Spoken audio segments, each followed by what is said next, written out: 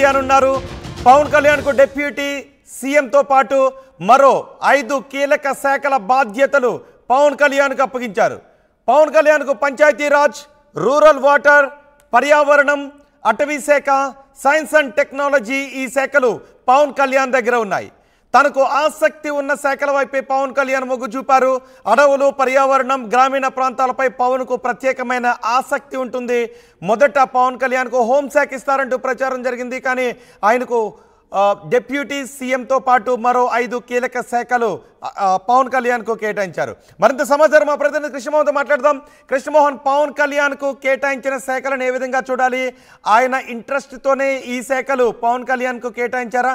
ఈ శాఖలతో పవన్ కళ్యాణ్, జనసేన నాయకులు హ్యాపీగా ఉన్నారా?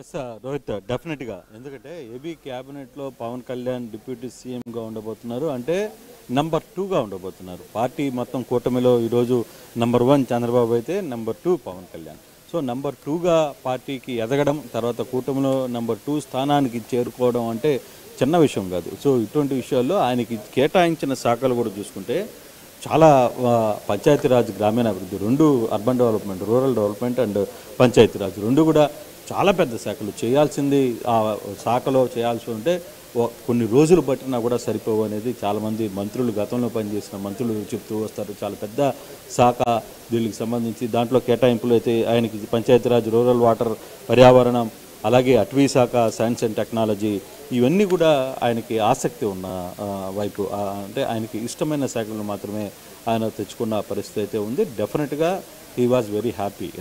అందులో పార్టీలో 2వ వ్యక్తిగా పార్టీలో చలామణి కాబోతున్నారు. కూటమి మొత్తం వ్యవహారాల్లో పవన్ కళ్యాణ్ డెసిషన్ లేకుండా, పవన్ కళ్యాణ్ వ్యవహార శైలిలో పవన్ కళ్యాణ్ పాత్ర లేకుండా ఏ సబ్జెక్టు కూడా జరిగిన పరిస్థితికి ఈరోజు ఆయన పైకి వచ్చారు. నిన్న మనం చూసాం, మోడీ కావచ్చు లేకపోతే మిగతా వ్యక్తులందరూ కూడా పవన్ కళ్యాణ్ నుంచి పార్లమెంట్ సెంట్రల్ హాల్లో మాట్లాడిన వ్యక్తులు కూడా చూస్తే 100% రేటింగ్తో ఆయన గెలుపొందారు అని చెప్పి ఆయన మాట్లాడారు. అలాగే పవన్ కాదు, ఇతను తుఫాన్ను సృష్టించాడు ఆంధ్రప్రదేశ్లో అని మోడీ లాంటి వ్యక్తి మాట్లాడడం చూస్తుంటే, సో డెఫినెట్గా పవన్ కళ్యాణ్ రోల్ అనేది కూటమిలో ఎలా ఉండబోతుందో అర్థమవుతుంది. అందుకే గతంలో డిప్యూటీ సీఎంలు కొంతమందికి ఇవ్వాలని నిర్ణయానికి వచ్చినా పవన్ కళ్యాణ్కి ఇవ్వాల్సి వచ్చినప్పుడు ఆ శాఖను ఇంకొక డిప్యూటీ సీఎంను ఇంకో మరో వ్యక్తిని ఉంచకూడదనే కేవలం ముఖ్యమంత్రిగా నారా చంద్రబాబు నాయుడు, డిప్యూటీ సీఎంగా పవన్ కళ్యాణ్ని కరాఖండిగా చెప్పిన పరిస్థితి మనం చూడాలి రోహిత్. ఎందుకంటే పవన్ కళ్యాణ్ చేసిన సాహసం కావచ్చు, చేసిన పని కావచ్చు, అంటే నిజంగానే పవన్ కళ్యాణ్ తెలుగుదేశం పార్టీ క్లిష్ట పరిస్థితుల్లో ఉన్నప్పుడు పవన్ కళ్యాణ్ చేయి అందించడం తెలుగుదేశానికి కావచ్చు, పవన్ కళ్యాణ్ జన సైనికులుగా ఒక ఊపుని తీసుకొని వచ్చింది. గ్రామీణ ప్రాంతాల్లో కావచ్చు, అర్బన్ ప్రాంతాల్లో తలానా అని లేకుండా ఏ ప్రాంతాలను చూసినా మొత్తాన్ని కూడా వైసీపీని పూర్తిగా కూడా అడ్డుకోవడంలో అంటే ఈ శాఖలతో ఇప్పుడు ఏపీ గవర్నమెంట్ లో నెంబర్ 2 పవన్ కళ్యాణ్. డెఫినెట్గా పవన్ కళ్యాణ్ అయిన వ్యక్తి ఏపీలో నెంబర్ 2గానే కొనసాగబోతున్నారు.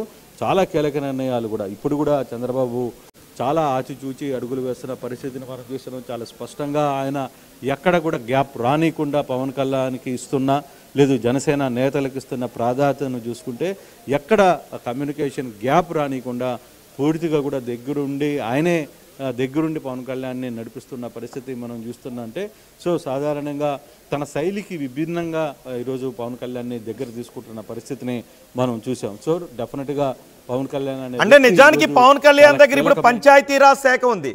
పంచాయతీరాజ్ శాఖ చాలా కీలకమైన శాఖ.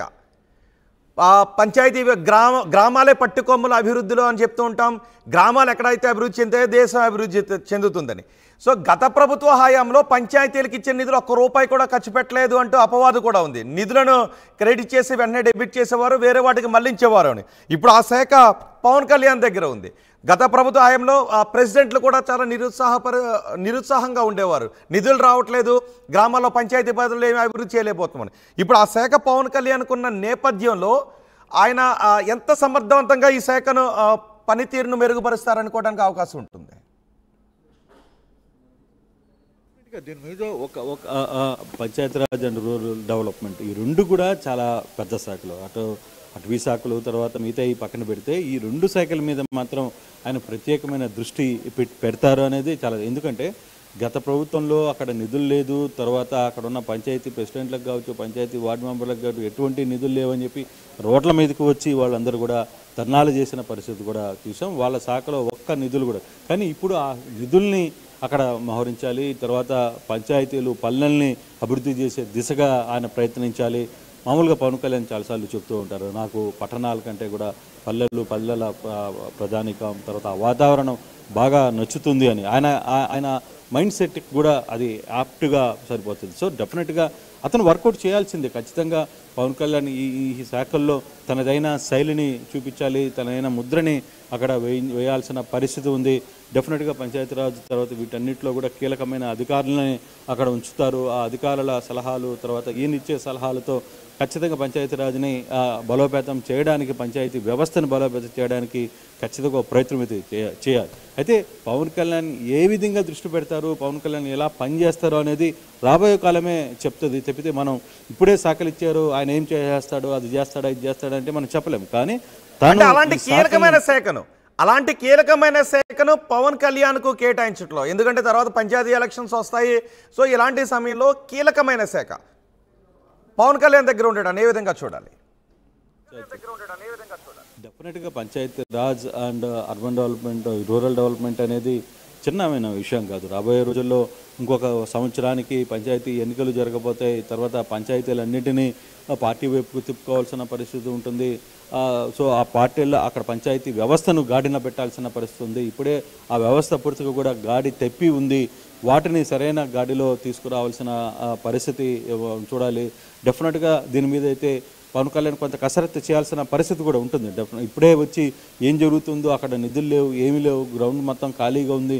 ఇప్పుడు ఈ శాఖల్ని తీసుకుని శాఖల తర్వాత ఎటువంటి ఇంపాక్ట్ చూపించాలి, తనదైన శైలిని నిరూపించుకోవాలి. ఈరోజు ప్రభుత్వంలోకి ఆయన అడుగు పెట్టారు. ప్రభుత్వంలోకి అడుగు పెట్టినంత వరకు ఎన్ని మాటలనైనా మాట్లాడచ్చు. కానీ ఈరోజు పవన్ కళ్యాణ్ అనే వ్యక్తి ప్రభుత్వంలోకి అడుగుపెట్టారు. ఇప్పుడు ప్రభుత్వంలోకి అడుగుపెట్టినప్పుడు డెఫినెట్గా ఆ ప్రభుత్వం పనితీరుని తన మార్కును చూపించాల్సిన పరిస్థితి డెఫినెట్గా ఉంటుంది. సో దానికి కొంత కష్టపడాల్సిన పరిస్థితి ఉంటుంది, కొన్ని ప్రయత్నాలు చేయాల్సిన పరిస్థితి ఉంటుంది.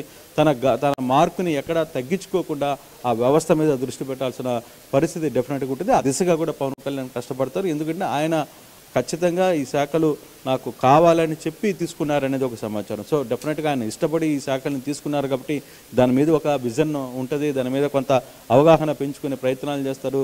కొంత ఎక్కడో దాని మీద కొంత స్టడీ చేశారు కాబట్టి డెఫినెట్గా ఈ శాఖల్ని ఆయన ఫైనల్ గా పవన్ కళ్యాణ్ కు కేటాయించిన శాఖలపై జన సైనికులు, పవన్ కళ్యాణ్ అభిమానులు చాలా హ్యాపీగా ఉన్నారా? పవన్ కళ్యాణ్ శాఖల కంటే కూడా అతను డిప్యూటీ సీఎం అనేదే ఇప్పుడు బేసిక్గా పవన్ కళ్యాణ్ని చాలామంది అసెంబ్లీ గేటును తాకనేమో అని చెప్పి మాట్లాడారు, అసెంబ్లీ గేటు దగ్గరికి కనీసం అడుగు పెట్టనేమో అని చెప్పి మాట్లాడిన మంత్రులందరూ కూడా ఖాళీగా ఇంట్లో కూర్చున్న పరిస్థితి ఈరోజు.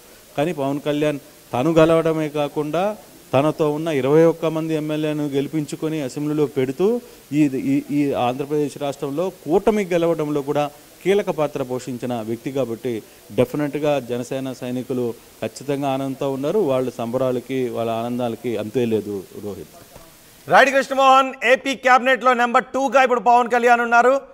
సీఎంగా చంద్రబాబు నాయుడు ఉన్నారు, డిప్యూటీ సీఎంగా పవన్ కళ్యాణ్ ఉన్నారు. పవన్ కళ్యాణ్కు డిప్యూటీ బాధ్యతలతో పాటు మరో 5 కీలక శాఖలు ఇప్పుడు పవన్ కళ్యాణ్ దగ్గర ఉన్నాయి.